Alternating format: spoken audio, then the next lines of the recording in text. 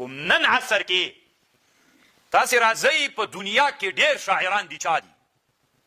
کفري نړۍ ډېر شاعران لري که اسلامي نړۍ ډېر شاعران لري په دې به یو بحث وکړو طالبانو کوم شاعران چې اسلامي امت درلودلي دي په ټوله دنیا کې هغسې شاعران نشته دومره نادر شاعران په چا کې تېر سوي په اسلامي امت کې تېر سوي دي خو دا خادمان د لفظ ول که د معنا د لفظ ول مقصد طالبانو لفظ وي که معنا طالبانو یو سړی چې حکیم وي حکمت ته رسیږي لب او مغز ته رسیږي په الفاظو رسیږي که په معنا باندې طالبانو ورونو لا ته معنا ته او دا لباس ده مونږ طالبانو په لباس ډیزاین و ښایست باندې ډېر کار کړی که په معنا په لباس باندې ګوره طالبانو لبز څوک ده لبز لاره د معنا ته مونږ لاره کې ډېر وخت تېر کړو که په معنا کې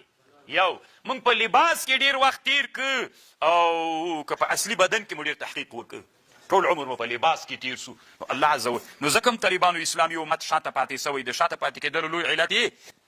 دا ده چې مونږ ډېر شاعران لرو درلودلی مو دی مونږ نه وایو چې باید په هغه باب کې مونږ ناکام وایو خو طالبانو ورونو ډېر یو انسان چې په یو باب کې انحصار وکړي بل باب ترې پاتې کېږي انسان دی په یو باب کې انحصار کوي نه